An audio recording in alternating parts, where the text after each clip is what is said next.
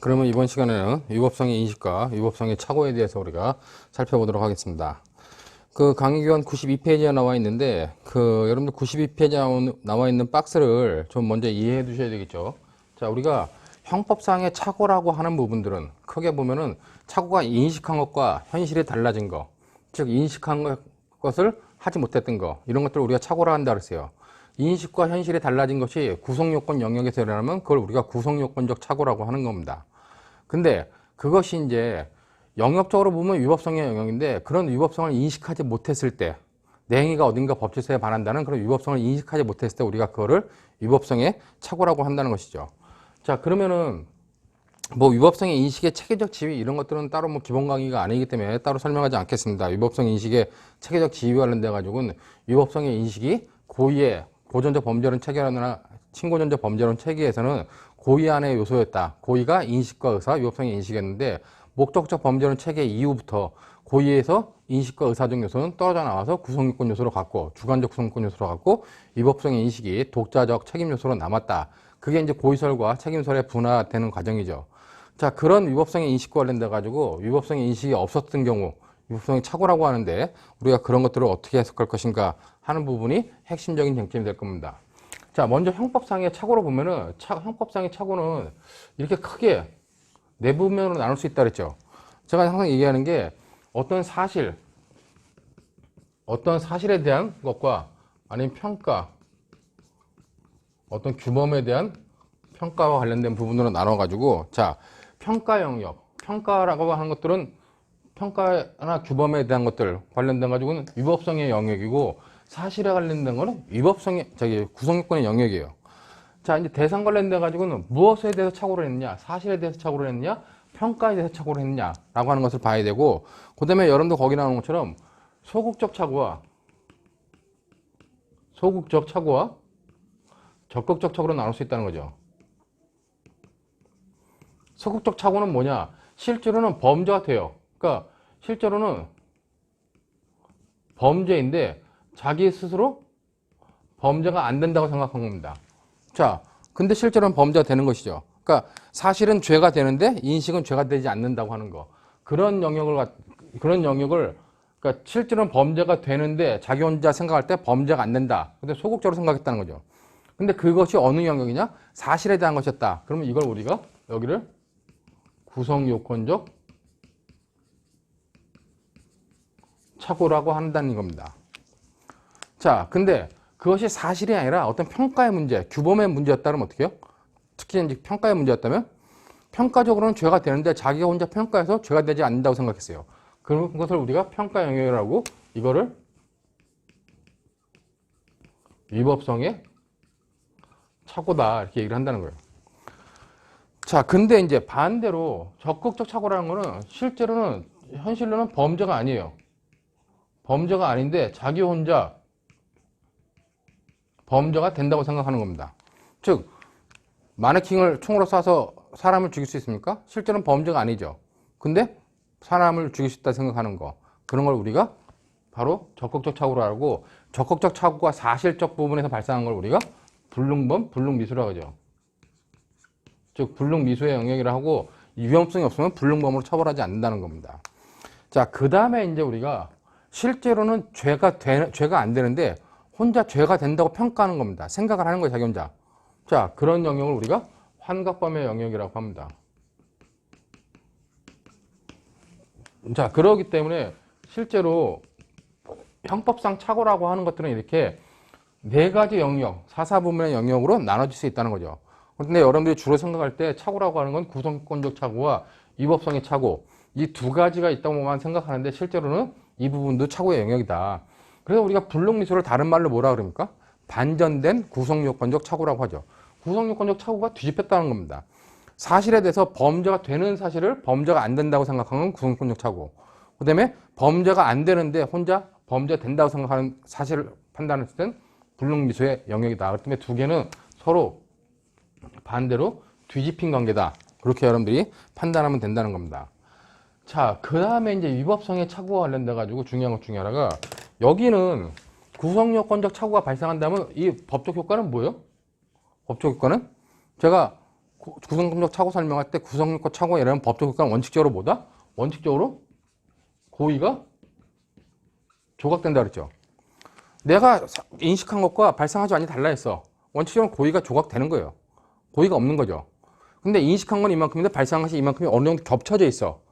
겹쳐져 있을 때 그 부분을 갖다가 어떻게 해석할 것이냐가 학설, 법정적 부합설이나 구체적 부합설에 맡겨져 있다 그랬죠. 그렇기 때문에 여러분들이 항상 구성요건적 착오가 일어났다는 원칙적 효과는 고의 조각이다. 바로 고의가 조각된다고 보면 된다는 거예요. 왜? 고의는 인식 플러스 의사인데 인식이 없었으니까. 자, 이게 원칙적 효과입니다. 근데 이쪽은 뭐예요? 위법성의 착오라고 하는 부분은 우리가 위법성의 착오는 다른 말로 위법성의 인식이 없는 경우라 했지 않아요. 위법성의 인식은 어디 요소입니까? 책임 요소. 자, 그러기 때문에 책임 요소가 없었다면 어떻게 되겠어요? 책임이 조각되겠네. 그래가지고 바로 책임이 조각되는 겁니까? 그렇지 않죠. 구성요건적 착오는 바로 책임이 조각되지만은 위법성의 착오가 된다 가지고는 책임 조각 여부가 정당한 이유라고 하는 것에 의해서 우리 형법상 16조에 정당한 이유에 따라 가지고 정당한 이유가 있는 경우와 없는 경우로 나눠서 정당한 이유가 있다. 정당한 이유가 있다면 어떻게 해요? 정당한 이유가 있다면 그때는 구성요건에 해당하고 위법하지만 책임이 조각되는 것으로 책임이 없는 것으로 판단해 준다는 얘기입니다. 자, 근데 이제 정당한 이유가 없더라도 어떻게 해요?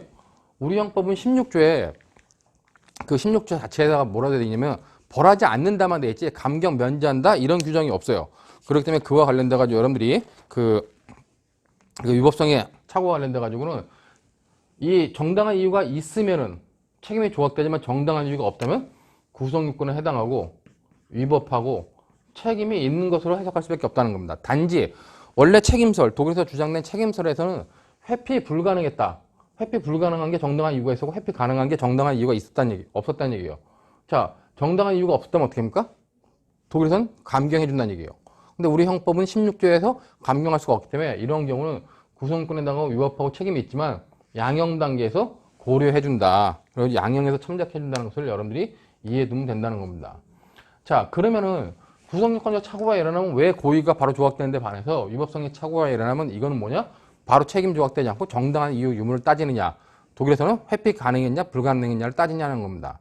자, 그거는 고의설이 책임설로 변해오는 과정에서 옛날에 착오와 관련돼 가지고 이거를 구성요건적 착오를 안 하고 사실의 착오와 법률의 착오로 봤어요. 그래서 우리 법조문도 법률의 착오와 사실의 착오와 법률의 착오로 나눠놨죠.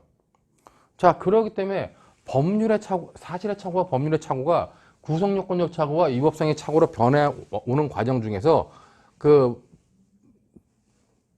법을 알지 못한 사람은 용서받지 못한다. 법의 무지는 용서받지 못한다는 법격언이 있듯이 법률을 알지 못한 경우는 용서받지 못하는 법격언이 있듯이 법률은 몰랐거나 하는데 무조건 처벌했습니다. 근데 처벌 범위를 좁히려고 정당한 이유로 여부에 따라 가지고 회피 가능성 여부에 따라 가지고 나눠지게 되는 학설의 전개가 있는데 그것 때문에 위법성의 착오에서는 이렇게 나눠서 본다 하는 것들을 여러분들이 잘 기억해 두시기 바라겠습니다.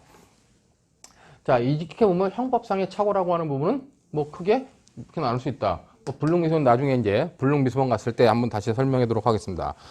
교환 보면 92페이지에 위법성의 인식 해가지고 자기의 행위가 실질적으로 위법하다는 행위자의 인식이다. 또는 자기 행위가 법적으로 금지되었다는 점에 대한 인식을 말한다 그랬습니다. 그리고 위법성의 착오는 자기 행위의 위법성을 인식하지 못한 경우를 위법성의 착오로 한다 그랬죠. 자, 여러분들이 잘 알아야 되는 것 중에 하나가 그러면 여기서 이렇게 보면 제가 그냥 쓸 때 구성요건, 위법성, 책임하고 여기에 객관적 구성요건 요소가 있고 주관적 구성요건 요소로서 고의가 있다 그래요. 여기에 인식과 의사죠. 자, 여기에 위법성의 인식이 있습니다. 자, 고의가 인식 플러스 의사를 할 때 인식의 대상은 뭐예요? 인식의 대상은 구성요건 요소에 대한 객관적 구성요건 요소에 대한 인식. 이게 고의의 인식 대상입니다. 자, 그러면 여기서 위법성의 인식에서 이 인식의 대상은 뭐예요? 위법성이라는 얘기예요. 그렇기 때문에 여기서 위법성의 인식이다 그랬을 때 이 인식의 대상은 뭐다? 위법성이기 때문에 이 영역이 바로 위법성의 영역이다. 그렇기 때문에 이 위법성의 의미는 여기서 말하는 위법성은 제가 말했던 이 위법성과 똑같은 의미 있죠. 물론 100% 똑같지 않지만 거의 동일하다는 겁니다. 우리가 위법성을 뭐라고 평가해요? 위법성을 전체 법질서의 관점에서 바라본 부정적 가치 판단이라고 하는 거죠. 법질서 전체에서 바라볼 때 법질서 바깥에 있기 때문에 나쁘다는 행위다. 나쁜 행위라는 평가가 위법성이에요. 어떤 사람이 무슨 나쁜 짓을 했어. 근데 자기가 한 행위가 몇 조 몇 항에 위반되는지 모르겠지만 법질서에 어딘가 반할 거야. 그런 법질서에 반할 거라고 하는 인식, 그런 위법성의 인식은 결국 이 위법성은 이것과 거의 동일한 의미다. 물론 100% 동일하지 않죠. 여기 위법성의 인식은 구성권에 남하고 위법한 행위에 대한 위법성이기 때문에 약간 다르긴 하지만 같은 의미로 보고 위법성의 인식은 뭐다? 이 영역에 대한 인식이다 하는 것을 여러분들이 잘 기억해 놓으라는 겁니다. 자, 요런 논의들을 여러분들이 좀 이해해 두시고, 그 다음에 이제 관련돼 가지고, 자, 그러면은, 그렇게 위법성의 인식이 있어야 되는데, 위법성의 인식을 못한 경우가 있어요. 못한 경우 관련돼 가지고는 어떻게 바라볼 것이냐 관련돼 가지고, 밑에 보는 것처럼 위법성의 착오의 종류가 나오죠. 교환 보면 이제 위법성의 착오 관련돼 가지고는, 자, 이런 위법성의 착오는 크게 보는 것처럼, 거기가 보는 것처럼 그 직접적 착오와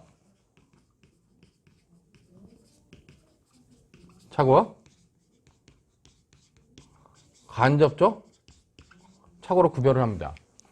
자, 직접적 착오라고 하는 거는, 자, 위법성의 인식이라고 하는 것은 자기 행위가 어딘가 법질서에 반한다는 인식이라고 했잖아요. 그런 건 인식이 없는 걸 위법성의 착오라고 그러고. 그러면 직접적 착오라고 하는 위법성 인식의 직접적 착오라는 거면 자기 행위가 법질서에 어디서 금지하고 있다는 것을 모르는 거기 때문에 금지 규정 자체를 모르는 겁니다. 즉 여기는 뭐다? 얘는 직접적 착오라 할 때 이 직접적 착오는 금지 규정, 자기 행위를 금지하는 금지 규정에 대한 인식조차 못한 경우예요. 그랬더니 교환 보면 거기 직접적 착오라고 아무것도 안 돼 있지만 실제로 직접적 착오는 뭐다? 내 행위를 금지시키는 규정을 자체를 인식하지 못한 거. 그럼 간접적 착오는? 간접적 착오는 내 행위가 금지한다는 금지에 대한 인식은 있었어요. 그러니까 내 행위를 금지하는 규정은 있다. 근데 나한테는 그 금지되는 행위에 대한 허용되는 규정이 있다. 그래가지고 허용되는 규정을 오인한 거죠. 이걸 우리가 간접적 규정이라고 그래요. 간접적 착오라 합니다. 그러니까 직접적 착오는 내 행위를 금지시키는 규정 자체를 인식하지 못한 거. 그 반면에 그 간접적 착오는 간접적 착오는 내 행위를 금지하고 있는 금지 규정을 인식했지만 나의 경우는 허용된다고 생각했던 그런 경우를 말한다. 그래가지고 이제 직접적 착오와 관련돼 가지고 우리가 나눌 수 있는 것이 바로 교환에 나온 것처럼 법률의 부지, 효력의 착오, 소수의 착오, 다른 말로 적용의 착오라고 하는 세 가지를 나눈다는 거죠. 자, 이게 뭐냐? 여기 교환에는 뭐 직접적 착오를 해가지고 금지규범의 존재 자체를 몰랐다. 나의 행위를 금지하는 금지규범의 존재 자체를 몰랐기 때문에 법률을 몰랐다는 겁니다. 법률의 부지. 아니면 금지규범에 대해서 그 금지규범의 효력을 잘못 알았다. 효력의 부지. 그 다음에 그 금지규범이 자기한테 적용되지 않는지 알았다. 이걸 포섭의 착오라고 하고 학설은 이 세 가지 다 뭐다? 직접적 착오의 유형이라고 판단하는 겁니다. 즉 직접적 착오라는 것은 다 뭐예요? 크게 보면 위법성이 착오가 된다는 거죠. 그렇기 때문에 법률을 몰랐다거나 아니면 그 법률의 효력을 몰랐다거나 자기한테 적용되지 않는다고 알았을 땐 정당한 위법성이 착오에 해당하고 정당한 이유가 있느냐 없느냐에 따라 가지고 이렇게 판단한다는 것입니다. 자, 근데 판례는 학설은 다 인정하는데 판례는 얘는 인정 안 하죠. 판례는 얘하고 얘만 인정한다는 겁니다. 판례는 법률의 부지라고 하는 것은 법률의 부지는 용서받지 못한다고 하는 그런 독일의 제국법원의 법규문을 그대로 아직까지 따라가지고 현대 사회를 살아가는 일반 시민이라면 법률 정도는 알아야 되는 거 아니냐라고 하는 그런 기본적인 사고방식이 이 법원 판례에 깔려 있다고 볼 수 있는 것이죠. 그렇기 때문에 법률의 부지는 용서받지 못한다. 물론 16조를 해석하면 정확히 해석하면은 뭐 대법원처럼 해석할 수 있어요. 그러나 자기 행위를 금지하고 있는 금지 규정을 몰라서 자기 행위가 법질서에 반한다는 걸 인식 못한 거나 잘못 해석하거나 아니면 잘못 적용해가지고 하는 거나 자기 행위가 금지되고 있다는 것을 모르는 거는 얘나 실질적으로 차이가 없다는 겁니다. 그렇기 때문에 학설은 다 인정한다. 그렇게 여러분들이 이해해 두시면 될 것 같아요. 그리고 이제 여기서 좀 중요한 논점이라고 말하긴 뭐하지만 좀 어려운 논점인데 이 포섭의 착오와 관련된 적용의 착오와 관련돼 가지고 여러분들이 아마 그 기본 강의 들었을 때 그 교장 선생님이 학교 교단에다가 그 저기 뭐야 그 양귀비꽃을 심었다가 뭐 이제 적발된 경우가 된다 가지고 교장 선생님한테는 포섭의 착오가 인정된다. 그리고 정당한 이유가 있다. 이렇게 판단한 판례도 있다는 걸 알 수 있을 겁니다. 근데 이 포섭의 착오는 좀 더 이론적으로 들어가면 무슨 문제가 생기느냐. 여러분들이 구성요건에 아까 구성요건 자체와 관련돼 가지고 문제가 생기는 건 구성요건적 착오라고 고의가 조각된다 그랬어요. 자, 구성요건에는 기술적 구성요건 요소와 규범적 구성요건 요소가 있습니다. 기본 강의 들었다면 아시겠죠? 특히나 규범적 구성요건 요소, 규범적 구성요건 요소, 배우자, 타인성, 공무원성, 음란성 이런 것들을 우리가 대표적으로 규범적 구성요건 요소라고 합니다. 그런 구성요건 요소, 규범적 구성요건 요소는 구성요건 요소예요? 아니에요? 구성요건 요소라는 겁니다. 자, 그럼 구성요건 요소라면은 당연히 그것들에 대한 착오는 무슨 착오가 되겠습니까? 구성요건적 착오로 고의가 조각된다고 할 수 있다는 겁니다. 자, 근데 우리가 어떤 공무원이라든가 배우자라든가 아니면 뭐 타인성이라든가 이런 건 법률적 평가를 받아야 돼요. 규범적 구성요건 요소에 관련돼 가지고 규범적 구성요건 요소 자체에 대한 착오는 구성요건 착오로서 위법성이 고의가 조각되겠지만 규범적 구성요건 요소에 대한 자체에 대한 착오가 아니라 그것을 뒷받침하고는 그것에 대한 평가, 규범적 구성요건 요소에 대한 평가에 대한 착오는 뭐다? 평가에 관한 착오는 포섭의 착오라는 겁니다. 자기한테 잘못 적용된다고 평가했다는 거죠. 적용 안 된다고, 자기한테 적용 안 될 것이라고 잘못 평가했다는 겁니다. 그렇기 때문에 구성요건 요소 중에서도 규범적 구성요건 요소가 규범적 구성요건 요소를 이루고 있는 그 사실 자체에 대한 착오였다. 그러면 그건 구성요건 착오가 맞아요. 그러나 규범적 구성요건 요소를 평가하는데 적용하는데 잘못 착오했다. 그러면 그거는 포섭의 착오다. 이 정도 수준으로만 여러분들이 알아두셔도 훌륭합니다. 왜냐면 규범적 구성요건 요소에 대한 착오 문제는 뭐 제가 제 박사학위 논문이기도 한데 제가 뭐 굉장히 어렵게 정리를 해놨어요. 근데 국내에서 이걸 논하는 교수들이 별로 없습니다. 뭐 제주대학에 있는 이모 교수님이라든가 뭐 한양대학교에 있는 저기 뭐 김모 교수님이라든가 이런 분들이 이제 자기 석사 논문들에서 다뤘고 박사 논문에서는 거의 다룬 적이 없는데 이 부분에 관련돼 가지고 제가 문제를 보다 보니까 한 14년도 문제인가요? 14년도 모의고사에 14년도 모의고사에 이와 관련된 착오 문제가 한번 나왔더라고요. 한 번 나오건 영어 앞으로 쭉 안 나왔었는데 혹시라도 모르니까 그 착오 문제도 있다가 사례 문제를 풀면서 한번 보도록 하겠습니다. 그런 문제가 있다고 보시면 되고 이제 진짜 중요한 건 간접적 착오죠. 자, 간접적 착오는 뭐냐? 금지 규정은 인식했어요. 근데 그 금지 규정 대신 허용된 규정이 있다고 보는 겁니다. 그렇기 때문에 교환해 보면 허용 규범의 착오라 하지만 실제로 허용 규범은 우리가 구성요건 단계가 아니라 위법성 단계에서 말하는 위법성 조각 사유겠죠. 그렇기 때문에 거기 본 것처럼 위법성 조각 사유. 이거는 결국 위법성 조각 사유의 허용 규범 아니면 위법성 조각 사유의 존재에 관한 착오. 자, 없는데 있다고 잘못 생각한 겁니다. 아니면 위법성 조각 사유의 존재가 아니라 한계. 자기한테는 적용되지 않는데 자기한테까지 적용된다고 생각하는 겁니다. 그 다음에 위법성 조각 사유의 전제 사실에 관련된 착오. 이 전제 사실에 관련된 착오도 뭐다? 이 전제 사실에 관한 착오도 자기한테는 금지 규정이 있지만 허용된다. 이 전제 사실이기 때문에 허용된다고 판단하는 거. 이걸 우리가 제3의 요건으로 보는 겁니다. 그렇기 때문에 직접적 착오에는 법률의 부지 효력의 착오, 포섭의 착오가 있고 간접적 착오에는 위법성 조각 사유의 존재에 관한 착오, 한계에 관한 착오, 전제 사실에 관한 착오가 있다고 봐요. 단 조건이 뭐예요? 교환해 있듯이 이거를 간접적 착오로 보는 견해는 뭡니까? 이거는 나중에 위법성 조각 사유의 전제 사실에 유전착 볼 때 엄격 책임설의 입장이라는 겁니다. 저같이 고의의 이중적 지위를 인정하지 않고 엄격 책임설을 인정하는 그런 견해에 의할 때 위전착 관련돼 가지고 위법성 조각 전제 사실에 관한 착오는 간접적 착오일 뿐이다. 그렇기 때문에 엄격 책임설은 어떻게 해요? 엄격 책임설은 전제 사실에 대해서 착오가 있더라도 뭐예요? 그거는 위법성이 착오예요. 그렇기 때문에 정당한 이유, 유무에 따라 판단한다는 겁니다. 제가 아까 왜 그림을 그렸었잖아요. 그림을 그려가지고 여기 보면은 구성요건, 위법성, 책임이 있고 여기 그 다음에 여기에 위법성의 인식이 있다. 그랬을 때 고의에서 여기 인식과 의사가 있을 때 이 인식은 이 구성요건 요소에 대한 인식이고 위법성에서의 인식의 대상은 이 위법성에 관련된 거다. 자, 그렇기 때문에 이 영역에서 일어나면 이 영역에서 착오가 일어나면 구성요건적 착오. 그 다음에 이 영역에서 착오가 일어나면 뭐요? 위법성의 착오라는 겁니다.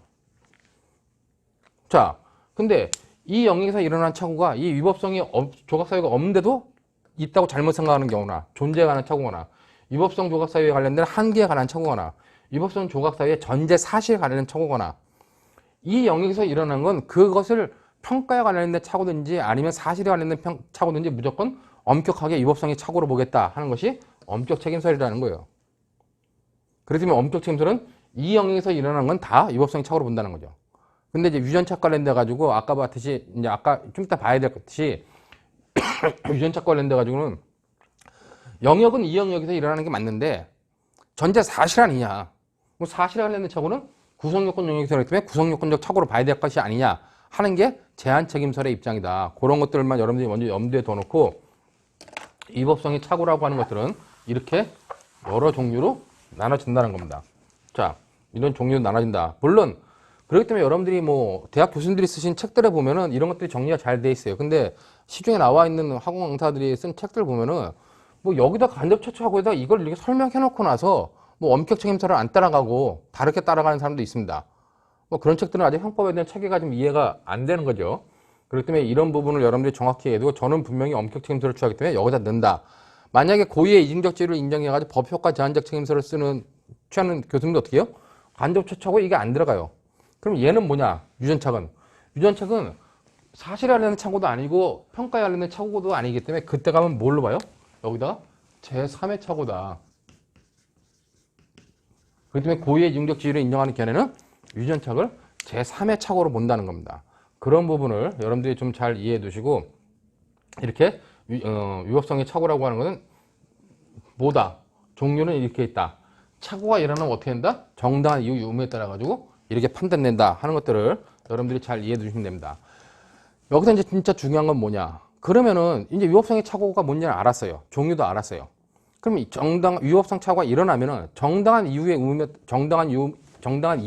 유무 따라 가지고 법적 효과가 달라집니다.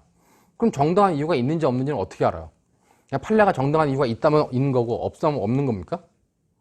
근데 과거에는 그렇게 해석할 수 있었어요. 그러나 이제는 판례를 분석해 보면 어떤 특별한 기준이 있고 교수들마다 어떤 기준들을 제시하고 있다는 겁니다. 그렇기 때문에 여러분들이 최소한 그 정당한 이유를 판단하는 기준 정도는 알고 있어야 된다는 거죠. 여러분들 거기 판례 보면은 그 정당한 이유의 판단 기준 관련돼 가지고 판례에 견해 가지고 92페이지 밑줄 친 부분에 행위자에게 자기 행위의 위법의 가능성에 대해서 심사숙고하거나 조회할 수 있는 계기가 있어 자신의 지적 능력을 다하여 이를 회피하기 위해 진지한 노력을 하였더라면 스스로의 행위에 대하여 위법성을 인식할 수 있는 가능성이 있었음에도 이를 다하지 못한 결과 자기 행위의 위법성을 인식하지 못한 것인지 여부에 따라 판단하여야 할 것이고 이러한 위법성을 인식에 필요한 노력의 정도는 구체적인 정황과 행위자의 개인의 인식 능력 그리고 행위자가 속한 사회 집단에 따라 달리 평가해야 된다. 이렇게 얘기했습니다. 이게 뭔 말이에요? 길죠? 어떻게 해석할 거예요, 이걸? 그렇기 때문에 그 밑에 판단 기준을 보고 여러분들이 좀 생각해 드리는 겁니다. 정당한 이유가 있느냐 없느냐 판단은 판례가 정당한 이유가 있다면 있는 거고 없다면 없다고 보는 게 맞아요. 근데 그 판단 기준을 실제 사례 문제가 나왔다면 사례 문제가 판례와 다르게 구성됐거나 했으면 어떻게 해요? 그랬더니 여러분들이 판단 기준을 알고 있어야겠죠. 그 밑에 판단 기준인 것처럼 법에 무관심적 태도를 보인 경우는 무조건 이때는 정당한 이유가 없다는 겁니다. 법에 무관심적 태도를 보였다는 건 뭐예요? 거기 보는 것처럼 일반 상식으로 되어 있는 도덕 질서 수준의 내용을 몰랐다. 사람을 때리는 것은 잘못됐다는 걸 몰랐다거나 사람의 돈을 뺏는 것을 뭐 몰랐다거나 돈을 뺏는 것이 나쁘다는 걸 몰랐다거나 이런 수준이라면 정당한 이유가 없다는 겁니다. 즉 일반 상식으로 되어 있는 도덕 질서 수준의 내용을 몰랐을 경우는 정당한 이유가 부정된다. 근데 여기서 일반 상식으로 되어 있는 도덕 수준의 내용이라는 건 실제로 보면 형법에 규정되어 있는 내용을 몰랐다 하는 정도는 그냥 우리가 정당한 이유가 없다는 거예요. 형법에 살인죄, 상해죄, 폭행죄, 절도죄, 뭐 강도죄, 방화죄, 그다음에 위조죄, 뭐 그런 여러 가지 범죄들 있잖아요. 형법상에 있는 범죄를 아예 몰랐다. 그러면 정당한 이유가 없다고 평가할 수밖에 없다는 겁니다. 자, 그런데 이제 그 두 번째 물은 것처럼 자기 행위가 위법하다고 의심이 드는 경우는 전문가 또는 유관기관에 문의하는 노력을 해야 된다는데 이건 무슨 말이냐? 일반 상식으로 돼 있는 게 아니라 자기도 잘 몰라. 형법에 규정되어 있는 게 아니야. 아니, 형법에 규정되어 있는 게 아니고 특별형법이라든가 아니면 뭐 행정형법의 아주 전문적인 기술적인 부분에 관련된 내용이에요. 자, 그러면 어떻게 해요? 그때는 자기가 정당하다, 정당하지 않다 판단하는 거잖아. 그때는 그 자기 행위가 정당한지 아닌지를 전문가한테 의뢰해야 된다는 겁니다. 그렇기 때문에 거기 보는 것처럼 자기 행위가 위법하다고 의심되는 경우는 전문가한테 문의한다. 아니면 유관기관에 문의한다. 여기서는 전문가는 법률 전문가를 말하겠죠. 법조 3륜에 있는 판사, 검사, 변호사들을 말하는 거고, 유관기관이라고 하는 관련 공무원, 관련 업무를 담당하는 공공기관에 문의해가지고 그것을 따랐다면 어떡한다? 그때는 정당한 이유가 있다고 본다는 겁니다. 그렇기 때문에 쉽게 판단하면 이 정당한 이유를 판단하는 것은 형법질서에 위반됐다. 형법전이라고 하는 거, 규정되는 범죄에 위반됐다면 정당한 이유가 없어요. 그러나 특별형법이라든가 아니면 뭐 특별법에 규정되어 있는 구체적인 내용을 몰랐다. 그럴 때는 몰랐을 때는 어떻게 해요? 전문가한테 의뢰해가지고 따랐다면은 정당한 이유가 있는 거고, 전문가한테 의뢰하지 않았다 하면 어떻게 해요? 정당한 이유가 없다는 겁니다. 그런 의미로 여러분들이 정당한 이유 유무에 따라 가지고 좀 해석을 해주시면 될 것 같습니다. 그렇기 때문에 위법성의 인식과 위법성의 착오 관련돼 가지고 요 정도의 쟁점들이 있다는 걸 보시면 되고, 올해 이제 변호사 시험에 2000년도 그 9회 변호사 시험 2문에 이 위법성의 착오 관련된 부분이 나왔죠. 그 여러분들 거기 보는 것처럼 그 93페이지에 나와 있는데 뭐 사례 2번을 봐보세요. 사례를 그 2문에 1, 2, 3 했는데 그 2번 보면은 을은 운영권 양수대금인 5억 원을 갑의 계좌로 이체하려다가 착각하여 병의 계좌로 잘못 이체하였습니다.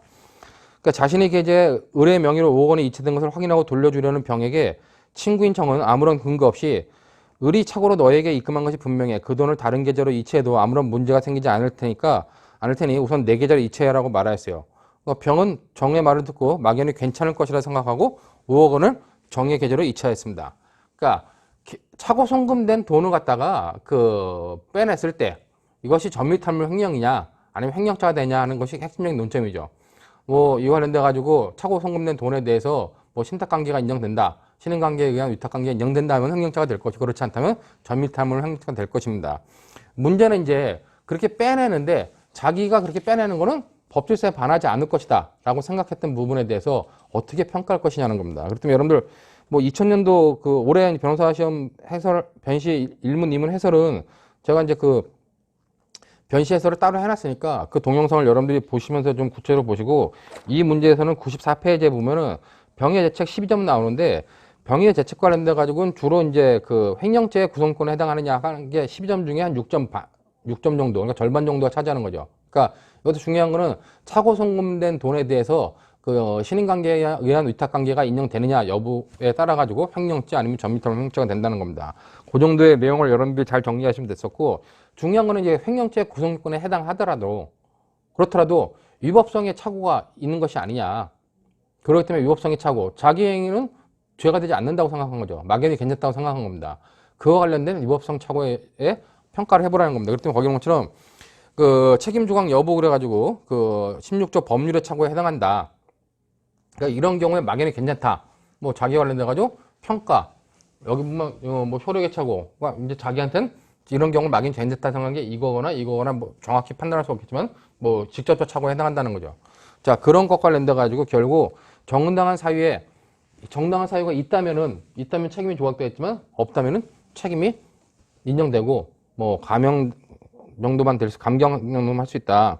자, 그렇기 때문에 여러분들 거기 보는 것처럼 책임 조각 여부를 돼 가지고 사안에서 병의 행위의 위법성 인식에 대한 확인과 조회의 노력, 그 법원 판결을 신뢰하거나 법률 전문가에 대한 상담과 조회, 관할 관청 또는 담당 공무원의 조회 등을 다하였다고 볼 수 없습니다. 그냥 막연히 자기 혼자 생각한 거예요. 뭐 자기가 법률 전문가도 아니면서, 그리고 어떤 담당 기관이라든가 법률 전문가한테 의뢰도 안 했다는 겁니다. 아까도 말했지만 정당한 이유를 판단하는데 구체적으로 자기가 잘 모르겠으면 전문가한테 의뢰해야 되는데 의뢰하지 않았다는 겁니다. 그렇다면 뭐요? 정당한 이유가 없으므로 책임이 인정되는 거죠. 자, 책임이 인정되는데 여기서 이제 그 금액이 5억 원이므로 특경법상의 그 특경법 3조 위반 횡령 관련돼 가지고 그 특경법이 특정경제가중처벌법이 횡령액이라든가 배임액 아니면 이득액이 5억 이상, 그다음에 50억 이상으로 나눠지지 않게, 그다음에 5억이므로 특경법이 적용된다 하는 정도 이전까지 이제 논의하시면 되고, 여기서 이제 법률의 착오와 관련돼 가지고 위법성의 착오가 인정되는지 안 되는지, 특히 정당한 이유가 있는지 없는지에 대한 평가가 한 4점짜리 평가가 있었다. 그 정도만 여러분들이 좀 봐두시면 될 것 같습니다. 위법성의 착오 관련된 평가 문제가 이렇게 본인 시험에 올해 한 번 나왔었고, 그 다음에 이제 위법성의 착오 관련돼 가지고 18년도 모의고사에 18년도 1차 모의고사 2문에도 비슷한 것들이 나왔죠. 실제로 교환을 보면은 그 18년도 모의고사 교환을 95페이지에 나오는데, 그 95페이지에는 모텔을 운영하는 을이 모텔을 운영하고 있었는데 평소 잘 비우고 다니니까 그 조카 갑이 들어와서 몰래 돈을 가지고 나간 거예요. 그러니까 이제 모텔을 운영하는 을이 그 조카의 버릇을 고쳐주려고 자기한테 자기의 지시를 받던 자기의 종업원이었던 병한테 조카 을을 좀 혼내줘라. 저 5번째 줄 정도 보면 갑에게 손은 대지 말고 적당히 겁을 줘서 훔쳐간 돈 50만 원을 내가 돌려받아 쓰는 게 어떠냐고 제안했습니다. 자, 이제 을은 어떻게 했어요? 을은 갑이 자기 모텔에 와서 돈을 훔쳐가니까 조카잖아요. 그러니까 직접적으로 말하고 자기가 데리고 있던 을 밑에 데리고 있던 병한테 얘를 좀 혼내주고 얘가 가져간 50만 원 네가 받아 써라. 좀 혼내주기만 해라. 다치지 않게. 이렇게 이제 한 겁니다. 자, 그러면서 이제 을이 무슨 생각을 했냐? 거기 밑줄 쳐 있는 것처럼 이때 을은 자신의 돈을 훔쳐간 갑에 대해서 병을 시켜 겁을 주고 훔쳐간 돈을 병이 돌려받아 쓰게 하는 것은 범죄가 아니라고 생각했다는 겁니다. 이 부분을 학생들 물어보니까 그냥 간과하고 넘어간 경우가 굉장히 많아요. 근데 이 부분은 뭡니까? 자기 행위가 법질서에 반하지 않는다고 인식한 거죠. 그건 위법성이 착오라는 겁니다. 자, 그렇기 때문에 위법성이 착오에 관련된 영역들을 평가를 좀 했었어야 되죠. 그렇기 때문에 그 쟁점 관련돼 가지고는 문제상 갑을 병이 그래가지고 60점이었는데 실제로 보면 갑에게는 뭐 이제 절도한 갑은 야간 주거 침입 절도죄가 이제 성립하는지 문제되고, 병은 뭐요? 이제 그 혼내주러 들어갔기 때문에 주거 침입, 뭐 공갈미수, 상해죄의 성립 여부가 문제되고, 이제 여관 주인이었던 을에게는 공갈미수의 교사, 상해교사죄의 성립 여부가 문제되는데, 교환 자체에서는 뭐 갑죄책, 병죄책, 을죄책 그랬는데, 이제 관련돼 가지고 우리가 이제 위법성에 착오 관련된 논의는 건 을의 죄책인데, 을의 죄책 관련돼 가지고도 자, 공갈을 교사했죠. 겁을 주라고. 겁을 줘가지고 돈을 네가 받아 쓰라고. 그것은 결국 뭐예요? 공갈죄가 성립한다는 겁니다. 자, 이제 공갈죄 관련돼 가지고 이 공갈죄가 성립하는 병의 공갈죄가 성립하는데 을이 그걸 교사했어요. 그렇기 때문에 이제 그 공갈죄의 교사인가 인정되느냐가 문제가 되는데, 그 정도는 인정될 거다. 근데 중요한 건 그 공갈 교사가 인정돼 있어서 을은 자기가 그렇게 하는 행위는 뭐 법에 반하지 않는다 생각한 거죠.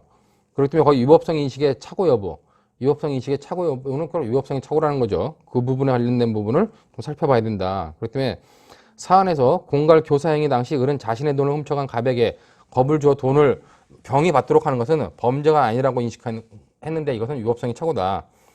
뭐 16조에 의하면 정당한 이유가 있는 경우에 하나에 벌하지 않는다. 그럼 정당한 이유가 있는자 없냐 관련돼 가지고 결국 뭐 판례가 하나 정리되어 있는데, 사안에서 자신이 절취당한 물건을 되찾는다는 사정만으로는 그 을에게 위법행위에 대한 인식 가능성이 없다고는 볼 수 없으므로 정당한 이유는 인정되지 않는다. 이렇게 해놨습니다.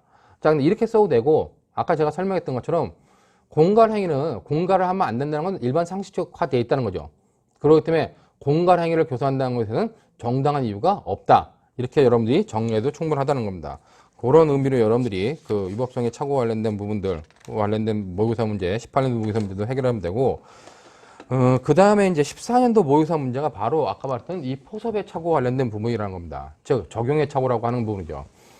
즉, 거기 보면은 이 14년도 모의고사 3차 2문은 뭐 여기 교환상에는 이제 굉장히 길게 다 정리가 되어 있습니다. 다 정리가 되어 있는데, 실제로 정리가 되어 있지만 간단하게 제가 핵심 쟁점만 뭐 나중에 뒷부분에 관련돼 가지고 그 관련된 쟁점들을 살펴보기 때문에 제가 밑줄 친 부분에 관련된 것만 지금 남겨놨어요. 그 갑은 핸드백을 든 A가 은행에서 나오자 날치기 하려고 마음먹고 오토바이를 운전하여 A를 뒤따라가 A의 핸드백을 강하게 잡아당겨 낚아채 도주했습니다. 그 은행을 나오면 A는 누군가 따라오는 것을 감지하고 핸드백을 꼭 잡고 걷던 터라 갑에게 핸드백을 뺏기면서 넘어져 3주의 치료를 요하는 상처를 입었다. 관련돼 가지고 이제 날치기가 강도냐 아니면 절도냐 관련된 논점이 되겠죠. 그다음에 이제 쭉 이렇게 해가지고 이제 그 갑은 이제 핸드폰을 뺏은 다음에 뭐 핸드방 안에서 인장과 뭐 예금 통장을 발견해가지고 뭐 예금 청구하고 그다음에 그 예금 통장들은 자기 타에 넣어놨다는 겁니다. 그리고 두 번째 문단 보면 B은행 CCTV를 통해 그래 그 B은행 CCTV를 통해 의뢰 인적 사항을 확인한 경찰관 P는 도망 중인 의뢰 집 주변을 지나다가 우연히 을과 마주치게 돼요. 그러니까 갑이 그 핸드백을 오토바이 날치기를 했는데 이것 관련돼 가지고 이제 의뢰 친구 을을 불러가지고 친구 을한테 예금 통장 가져서 돈을 찾아오라 했어요.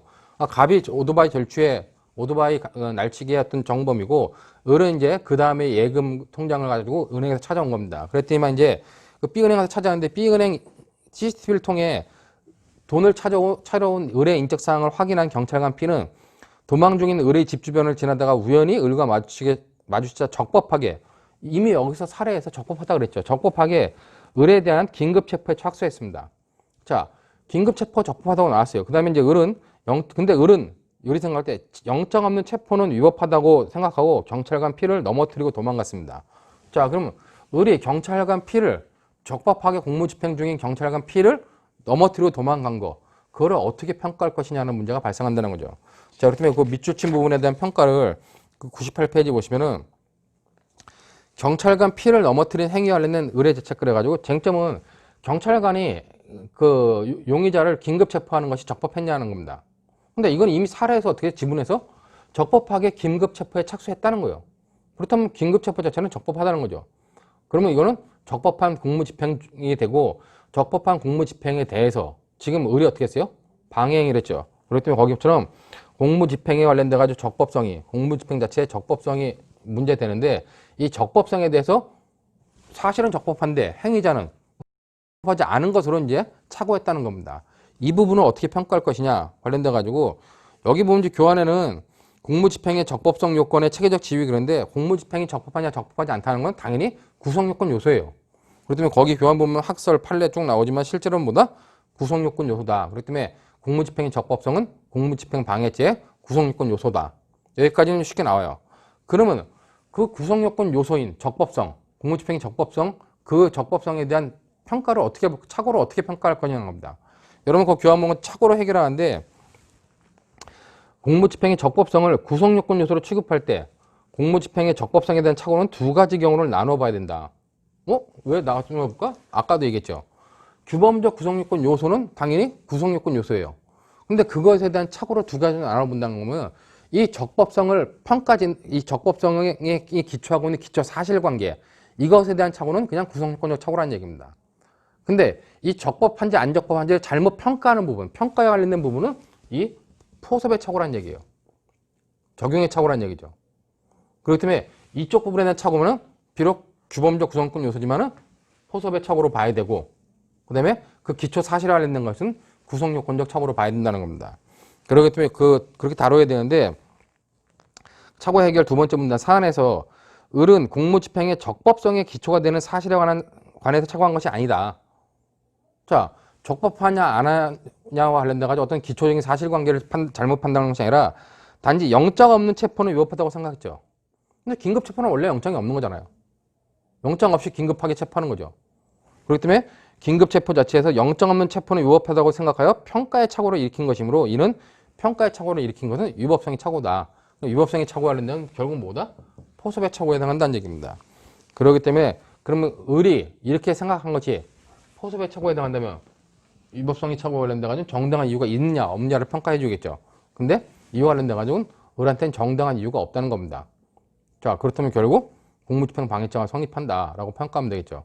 뭐 그 정도로 여러분들이 봐두면은 뭐 위법성의 착오와 관련된 내용들, 그다음에 위법성 착오가 일어났을 때 정당한 이유를 판단하는 기준에 관련된 것들, 그다음에 이제 이 위법성의 착오와 관련돼 가지고 구성요건적 착오 중에서 규범적 구성요건 요소의 착오가 어떤 경우는 그 규범적 구성요건 요소를 이루는 기초 사실에 관련된 것은 구성요건 착오지만 이것에 대한 평가의 착오는 위법성의 착오다라고 하는 부분까지 여러분들이 뭐 준비를 해 놓으시면 될 것 같습니다. 자, 이 정도로 해가지고 이제 위법성의 인식과 위법성의 착오를 마치고 잠시 쉬었다가 유전책에 대해서 나머지 살펴보도록 하겠습니다.